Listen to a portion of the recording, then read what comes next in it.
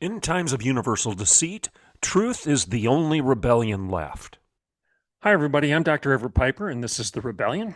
Today's episode is going to be on the issue of Zoram Mamdani. Now, this has been debated over and over again over the last couple of weeks. I have not covered it yet, but I think it's important that I do so because this is a clear demarcation point in our culture right now where we are going to decide. It's going to start with New York City, but what happens in New York City will not stay in New York City. And if you believe that's the case, then you're not paying attention. These ideas that are going to prevail in New York City right now will have consequences across the culture and across the country. They will spread from the East Coast to the West Coast, or in the case of some of the neo-Marxists on the West Coast, it's going to spread to the interior. It will involve the Plain States. It will involve the heartland of America. You know this to be the case. You know that these ideas will not just stay isolated in these big cities because we're educating kids in these universities with the same ideas that are prevailing in New York City right now. You know, you followed the data. Ben Shapiro has covered it. Others have covered it. The demographics show that Zoram Mamdani won because of not blacks, not Hispanics, not the working class, but the educated, elite, young white voter. Those are the people that just elected this Marxist to be the Democrat primary representative for the upcoming mayoral election in New York City. This is important. We need to talk about this because Marxism has a history. And if you don't learn the lessons of history, you're doomed to repeat them. That's what we'll talk about on today's show. So basically, I'm going to ask this question before we acknowledge our sponsor. Does New York City want a communist mayor? Pure and simple. Does New York City want a communist mayor? Do you, as someone who's living in the heartland or outside of New York City, want a communist mayor anywhere within the United States, especially in a city that arguably is the financial center of the Western world, or at least close to it? Wall Street, okay, need I say more? Does New York City, do the American people want a communist mayor? Want a communist mayor for the premier urban center of the United States and one of the premier urban centers, influencers of the Western world? Before we get into that, remember that ideas do have consequences. And because these ideas, these bad ideas, are bearing their consequences in Nigeria right now, people are suffering for their faith and being killed and persecuted. Equippingthepersecuted.org serves our brothers and sisters who are suffering the fate of terrible ideas. The marriage of Marxism with radical Islam. And that marriage of those two terrible ideas of Islam and Marxism is bearing itself out in the villages and in the streets of Nigeria right now. People are losing their homes, they're losing their children, they're losing their freedom, and they're losing their lives. Equipping the Persecuted goes into these communities and tries to help our brothers and sisters who are suffering, providing them with food and clothing, hospitals and orphanages, supplies of all sorts. They also go in and try to preemptively stop the persecution before it starts by giving our Nigerian brothers and sisters training in how to secure their communities, how to keep themselves safe, how to stop the persecution before it starts. Go to equippingthepersecuted.org right now and consider making a tax-deductible gift that'll help immediately those people who are suffering the terrible consequences of terrible ideas and losing their freedom and losing their lives as the result. That's equippingthepersecuted.org. Back to the topic. Is there nothing too dumb for the radical left to parrot in their quest for power? That could be the subtitle for today's show. Is there nothing too dumb for the radical left, for the educated elites, for the white, upwardly mobile, highly educated Gen Zers and millennials? Is there nothing too stupid for them to parrot in their quest for power? Do they really want communism to prevail in New York City? Do they want a communist leader? Do they want a communist mayor? In 1924, over 100 years ago, obviously, G.K. Chesterton wrote this. I'll repeat that. In 1924, G.K. Chesterton wrote this. Why is it that for the last 2 or 3 centuries, the educated have been generally wrong and the uneducated relatively right? What the educated man has generally done was to ram down everybody's throat some premature and priggish theory which he himself afterward discovered to be wrong. So wrong that he himself generally recoiled from it and went staggering to the opposite extreme. Close quote, G.K. Chesterton. Very important quote. I'm going to read it one more time. Pay attention. Pay attention. Save this podcast. Write it down. Put it in your social media. G.K. Chesterton, 1924, 101 years ago. Why is it that for the last 2 centuries, he says, the educated have been generally wrong while the uneducated have been relatively right? What the educated man has generally done, says Chesterton, was to ram down everybody's throat some priggish, premature theory which he himself afterward discovered to be so wrong that he himself generally recoiled from it and went staggering to the opposite extreme. Close quote, G.K. Chesterton, 1924. Now, we've talked about G.K. Chesterton before. He's somebody you need to read and read broadly. If my memory is right, he published over 500 different articles, books, et cetera, et cetera. He's responsible for the Father Brown mystery series. He's responsible for orthodoxy. He's responsible for a variety of different works that you need to read. It's a little bit of a heavy lifting at times because of his vocabulary and his writing style, but wade through it. He's one of those guys that you read slowly because almost every paragraph is quotable. Sometimes you think every sentence is quotable and stands alone in and of itself. And this is an example of this. This particular sentence is so quotable that you need not think about anything else at this time. You need not read anything else at this time. Just contemplate what he was saying. Why is it that for the last 2 centuries, 3 centuries, the educated have been generally wrong and the uneducated generally right? Now, Chesterton was a highly educated man, very bright, one of the smartest guys in Great Britain at the time, one of their most brilliant writers in all of British history.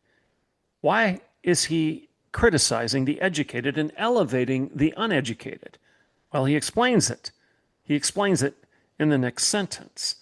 What the educated man has generally done is to ram down everybody else's throat some priggish theory, which he himself afterward discovered to be so wrong that he generally recoiled from it and went staggering off in the opposite direction, the opposite extreme. Now, these days, I would argue, you can hardly watch anything coming out of the Democrat Party without concluding that Chesterton, the man that history has dubbed the Prince of Paradox, was also a modern-day prophet. Whether it be the science-denying misogyny of transgender sports, the historical dishonesty of Nicole Hannah-Jones and her 1619 Project, the constitutional ignorance of Representative Jasmine Crockett from Texas, or the borderline criminality of Dr. Anthony Fauci and his lying that took place during the COVID crisis, a crisis that he himself manufactured as the result of sponsoring this research that created the virus in the first place, and then he profited off of it. This is all known. This is all true. This is not conspiracy theory. And then he told us that masks work when they don't. He downplayed the fact that the vaccines, quote unquote, that were being pushed on a free society weren't, by definition, provably safe. They hadn't been around long enough for them to be tested adequately to prove their veracity and their safety. But yet we were told to take them and take them repeatedly. Is that borderline criminality? I would argue that it is. So, again, some priggish theory that's being rammed down everybody else's throat by the educated class. Transgender sports, the 1619 Project, Jasmine Crockett's pretension to be a constitutional expert when she doesn't understand the Constitution just because she got elected in the state of Texas does not mean that she all of a sudden became a constitutional expert, somebody who can guide the American people in understanding our seminal documents. She clearly cannot do that, but she fancies herself as our superior right now. She fancies herself as one of the educated. She's going to ram her theories, her priggish theories, down the throat of everybody else. And then you have the unmitigated dopiness of AOC, Alexandria Ocasio-Cortez. We see all of this stuff over and over again. The left simply can't seem to help itself. There seems to be no, to quote Chesterton, priggish theory that's too dumb for these people to parrot in their quest for power. And that's really what it's all about. They want power. They want to silence you and elevate themselves. They want to take freedom away from the people, from you, from me, freedom from parents on how to educate their kids, freedom from citizens on what kind of medicines we accept in our body or don't, whether or not we're going to wear a mask or do a little research on our own and figure out that these things don't work and it's just virtue signaling. That's all it is. Whether or not we're going to continue to fight for parental rights and not allow schools to indoctrinate our children in a sexual ideology that results in nothing short of the butchering, the mutilation of minors, their bodies, all under the banner of sexual license and freedom. When these same children are not of the age of consent, they can't consent to have a sexual relationship with an adult at this point, but yet adults are saying that they can consent to butchering their sexual bodies permanently so that they will never mature and function as the biological male or female that they are. Does this make sense? Are these all priggish theories that are being rammed down our throat? And I would argue, indeed they are. How can you argue otherwise? And I hope Chesterton is right in the second part of his prophetic wisdom here, where he says that sooner or later the educated wake up and recognize that they were so wrong that they recoil from these stupid ideas and go staggering in the opposite direction. Oh, from Chesterton's lips to God's ears, may that be true. May that be true. I pray it's so. But the poster child, what's this all have to do with the topic today? And that is, does New York City want a communist mayor? Well, that's the poster child of this intellectual hubris. Zoram Mamdani is a 33-year-old failed rapper and a trust fund child, in other words, a wealthy kid, who just won the Democrat primary to become the next mayor of New York City. You know all this. But let's talk a little bit more about who he is and why we should care. So Mamdani coasted to victory in his primary by promising government-run grocery stores, government-run community grocery stores, and mandating that all landlords and property owners freeze rent and not charge any more than they're currently charging. He also offered an endless menu of other government goodies, such as free childcare and free public transportation, et cetera, taxing the rich to pay for these things. Even if the rich flee the city, even if they decide, well, I'm taking my business to Florida because I can't afford to have my business in New York City any longer because they're taxing me into oblivion.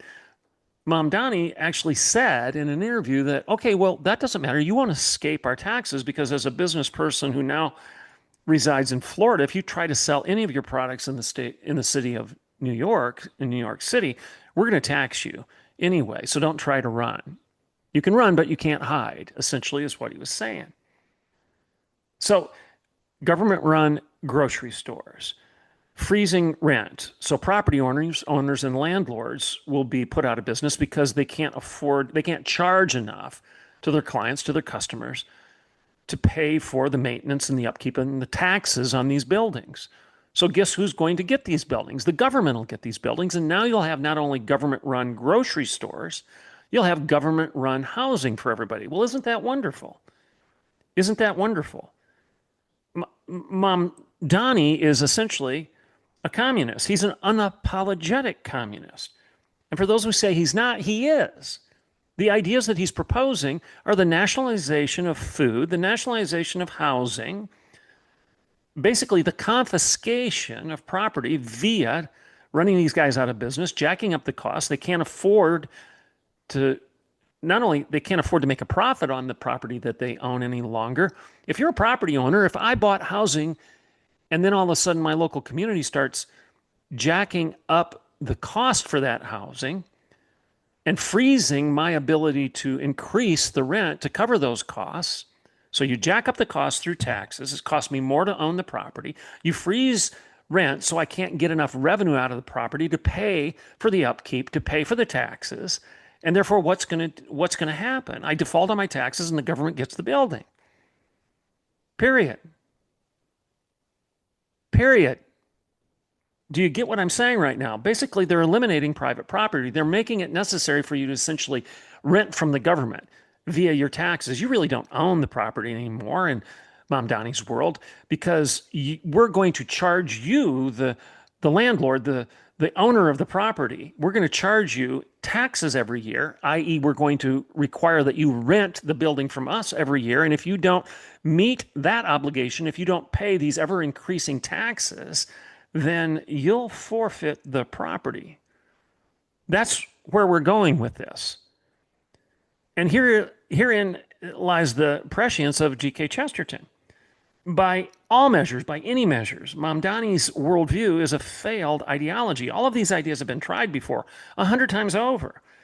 And despite the promises of this worldview of happiness for all and the brotherhood of all man, communism always implodes upon itself with corruption and greed and endless human suffering.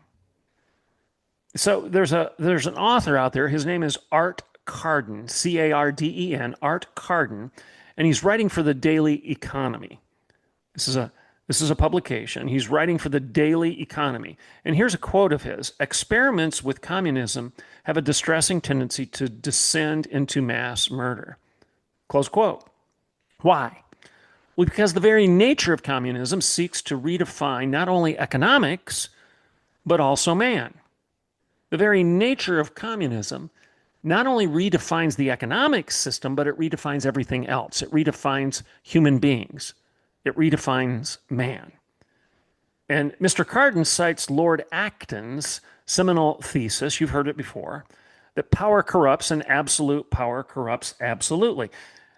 This is what Mr. Carden explains to be the endemic failures of communism. Here's his quote: "People may have meant well when they got started," says Carden, "but having so much power derails them. People may have meant well when they started communism, but having so much power derails them." Close quote. Again, power corrupts and absolute power corrupts absolutely. In other words, what Carden is saying and what Lord Acton prophesied and what I would say G.K. Chesterton was foretelling is that these dumb ideas which seek to take power away from the people and centralize it in a government office, centralize it with just a few people pulling the strings of power, like Zoram Mamdani or AOC or fill in the blank, Gavin Newsom, Kamala Harris. The list goes on and on. Or even a Republican for that matter. You don't want to centralize power. You want decentralized power. That is the magic of the American experiment. Local control, local government. It's your fig tree. Remember the quote? Remember the quote from the Bible. "Every man shall sit under his own fig tree and shall not be afraid." George Washington cited that as one of his favorite Bible passages. Why? Because it's your fig tree. It's your ranch. It's your house. It's your driveway. It's your home. It's your farm. They're your children. And when there's local ownership and local responsibility for your schools, for your village, for your roads, deciding taxes because you've got representation in a local way, in a small town, in small communities. That's the magic of the American experiment, the decentralization of power, because you can make your own decisions quite better, quite thank you, than the government can, than the federal government can, than somebody in Washington, D.C. or San Francisco or wherever.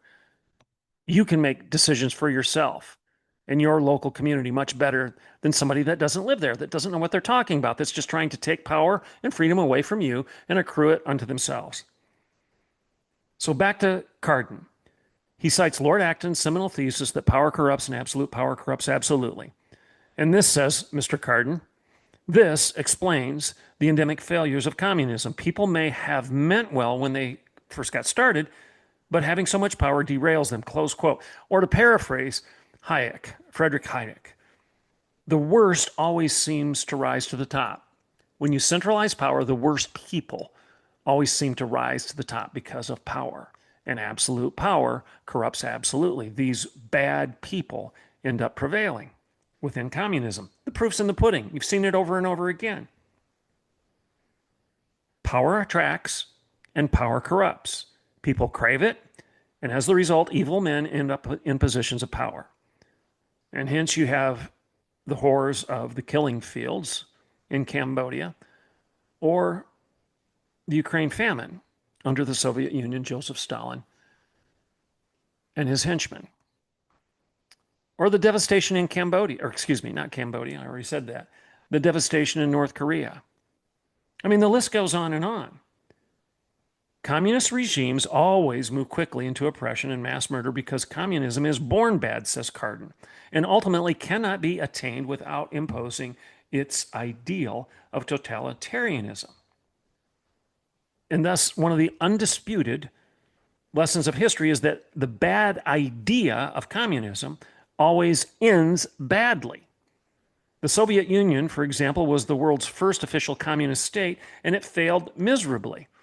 I've talked about it before. At least 20 million people died at the hands of Vladimir Lenin and Joseph Stalin, who through their collectivization of grocery stores and their centralized control of property and wealth distribution and frozen rent rates and public transportation and collectivism and centralization versus local control, local authority, local autonomy, and local freedom. Okay, how did that end for the people of the Soviet Union? Well, we know at least 20 million people died of starvation or were executed as political prisoners and enemies. Centralized control and wealth distribution plunged their nation into stagnation, failure, and famine. That's the Soviet Union. Then you have Maoist China. This is another example. Mao Zedong's Great Leap Forward was catastrophic. It was a disaster. His march against capitalism and traditional values resulted in unimaginable suffering for the Chinese people. Businessmen, teachers, and perceived political enemies were targeted and purged. Social chaos, economic disruption, all ensued. And at least 70 million people were killed under his banner of social justice and free stuff for all, except for those 70 million people that are dead. Well, there's more to go around for all the rest of us, right? Who are willing to bow a knee to the government and be happy and own nothing. Then we have other examples. Like I said, North Korea. Kim Jong-un's control of all aspects of business and private life has resulted in devastating food shortages there, lack of basic infrastructure, and widespread poverty and persecution, death squads across the nation. I could go on and on. You could go on and on. You can cite the examples: Cuba, Cambodia, Venezuela, Vietnam. They're all failures because of communism. And every time somebody tried it, the consequences of implementing these systems have always led to economic inefficiency, political repression, and human suffering. Every time. Every time. And although the ideology, the idea of communism promises equity and lack of want and imaginations of John Lennon's utopia, the practical outcomes are always decline, despair, dystopia, and death. Let's go to the Bible. King Solomon once said, "As a dog returns to its vomit, so a fool returns to his folly." And I started out the show by reminding you that George Santayana kind of echoed the same thing when he wrote, "He who doesn't learn the lessons of history is doomed to repeat them." Same thing King Solomon was saying. As a dog returns to its vomit, so a fool will return to its folly. We go back and back and back again to our folly. We keep returning. We're like dogs returning to a mess. It's disgusting, it's gross, but we keep doing it over and over again. Santayana said, if you don't learn from the past, you're doomed to repeat it over and over again. The voters of New York City, are about to learn the hard way that Solomon and Santayana, and yes, Chesterton, were right. They're going to learn that they were right because there is no example in human history of communism working. No example. It didn't work in China. It isn't working in China. People are not free. This utopia is, in fact, a dystopia in China. It didn't work in the Soviet Union. 20 million dead in the Soviet Union, 70 million dead at the hands of the Maoist regime and the CCP, at least. It didn't work in Vietnam. It didn't work in Cambodia. You have the Cambodian killing fields, Pol Pot. It didn't work in Cuba, the persecution. Why do you think people fled Cuba and went to Florida and elsewhere in the United States? It's because of the loss of freedom and the potential of loss of life. It didn't work, and it won't work. Collectivization is the centralization of power, and power corrupts, and absolute power corrupts absolutely. As Hayek said,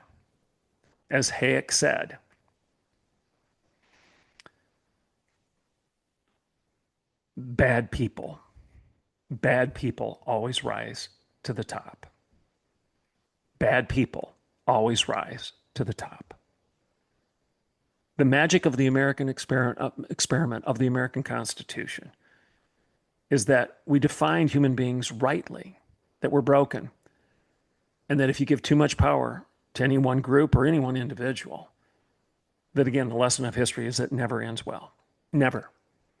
That you have to decentralize power and have competing branches of government to keep me from doing bad things to you and you from doing bad things to me.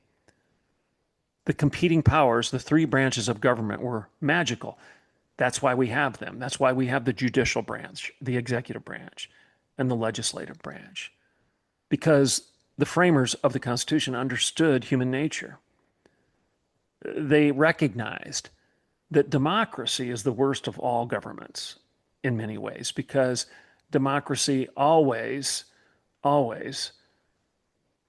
is a bunch of wolves sitting around and voting which of the sheep they're going to have for dinner. That's essentially what democracy is. That's not freedom. Giving more power to broken people, to wolves. Let me put it a different way. If the sheep are dumb enough to give the wolves more and more power, we get what we deserve. We're like a dog returning to its vomit. We are fools returning to our folly. Does New York City really want a communist mayor? Well, I hope they don't. If they get one, they're going to suffer the consequences for it.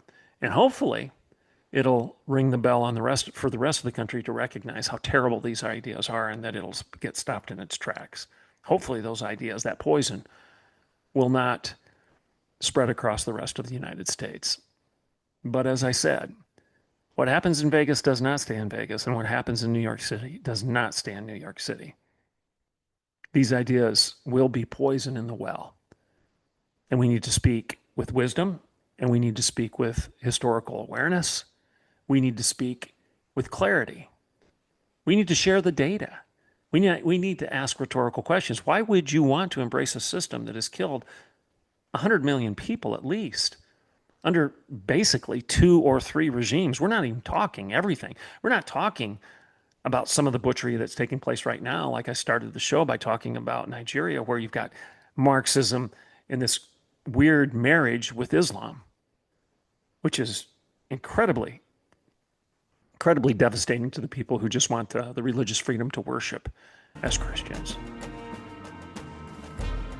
New York City is a test case right now. Don't ignore it. You'll do so at your peril. I'm Dr. Everett Piper, and this is The Rebellion.